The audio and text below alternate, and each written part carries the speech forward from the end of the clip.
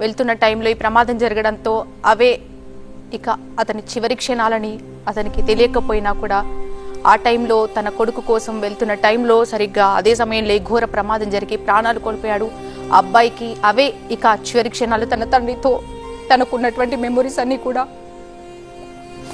ఈ వార్త చెప్పాలంటే నిజంగా దుఃఖం ఆగని పరిస్థితి. ఒక్కొక్కరు రోధిస్తున్న తీరు చూస్తుంటే కంటతడి ఆగట్లేదు. తల్లిదండ్రులను కోల్పోయిన పిల్లల బాధ ఒక ఎత్తు అయితే, పిల్లలను కోల్పోయిన తల్లిదండ్రుల బాధ మరొక ఎత్తు. ఆల్మోస్ట్ 21 మంది ప్రాణాలు కోల్పోయారు. మరో 19 మందికి వివిధ ఆసుపత్రుల్లో ట్రీట్మెంట్ కంటిన్యూ అవుతోంది. చాలా కుటుంబాలు కూడా రోడ్డున పడ్డాయి. ఒక మూవీలో మనం చూస్తుంటాం, ఒక యాక్సిడెంట్ వల్ల ఎన్నో కుటుంబాలు కూడా రోడ్డున పడ్డ పరిస్థితులు అంటూ ఒక డైలాగ్ ఉండేది. నిజంగా సరిగ్గా ఇప్పుడు అదే గుర్తొస్తోంది. ఎన్నో కుటుంబాలు కూడా చెల్లాచెదురుగా పడిపోయాయి.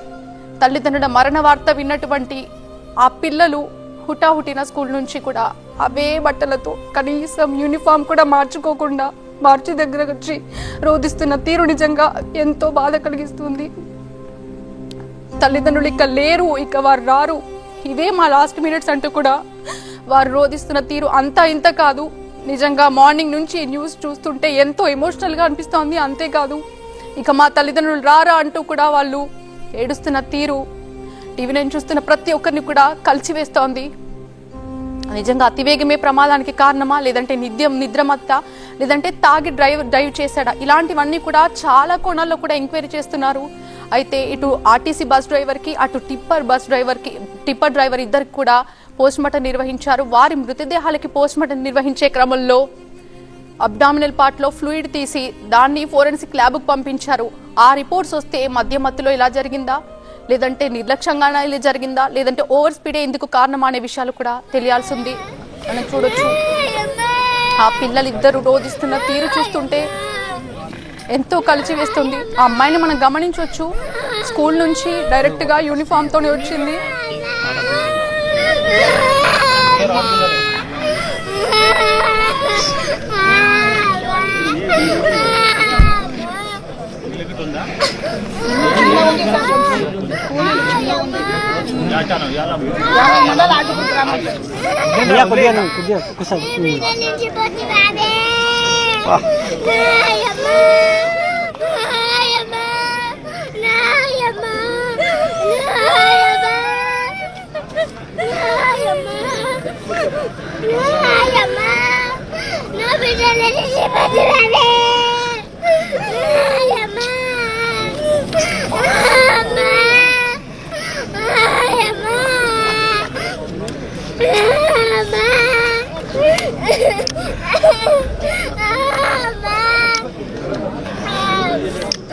ఆ పిల్లలు ఏడుస్తున్న తీరు చూస్తుంటే, వారు రోధిస్తున్న తీరు చూస్తుంటే ప్రతి ఒక్కరికి నిజంగా దుఃఖం ఆగని పరిస్థితి. అమ్మ నీ పిల్లల్ని విడిచి వెళ్ళావా అంటూ వాళ్ళు రోధిస్తున్న తీరు ప్రతి ఒక్కరిని కలిసివేస్తోంది.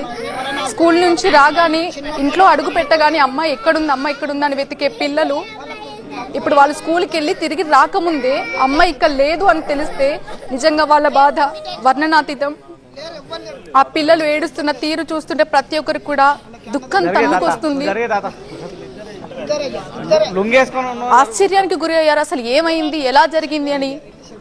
ఆ పిల్లలు స్కూల్ నుంచి బయటకు వచ్చిన తర్వాత వాళ్ళు రోధిస్తున్న తీరు చూస్తుంటే నిజంగా ప్రతి ఒక్కరు కూడా కన్నింటి పర్యంతం అవుతున్నారు. అమ్మ నువ్వు లేవా, ఇక రావా, మమ్మల్ని వదిలి వెళ్ళావా అంటూ ఆ చిన్న పాప రోధిస్తున్న తీరు చూస్తుంటే నిజంగా ఎంతో బాధ అనిపిస్తుంది, ఎంతో దుఃఖం తన్నుకొస్తుంది.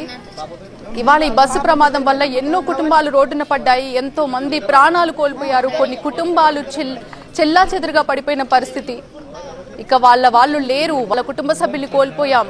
ఒకవైపు 3 పిల్లల్ని కోల్పోయిన తల్లి బాధ, మరోవైపు తల్లిదండ్రులను కోల్పోయిన పిల్లల బాధ. 1 కాదు 2 కాదు 20-30 కుటుంబాలు రోడ్డున పడ్డ పరిస్థితులు మనం చూస్తున్నాం. విజువల్స్ అయితే చూపించలేనంత భయంకరంగా ఉన్నాయి. బ్లర్ చేసి చూపించడానికి కూడా ప్రయత్నిస్తున్నాం. ఆ విజువల్స్ చూడొచ్చు. రోడ్ అంతా కూడా రక్తపు మడుగుగా మారిపోయింది. చిన్న పిల్లలు, పెద్దవాళ్ళు ప్రతి ఒక్కరు కూడా, ఎంతో మంది కూడా రోధిస్తున్న తీరు. సగం వరకు కూడా ఆల్మోస్ట్ ఇక్కడి వరకు కూడా కంకరతో నిండిపోయిన పరిస్థితి. బయటకు రాలేక దీనంగా చూస్తున్నారు, ఆర్ధనాదాలు చేస్తున్నారు. బయటపడాలని ఒక ఆశ ఒకవైపు, బయట పడలేని పరిస్థితి మరోవైపు.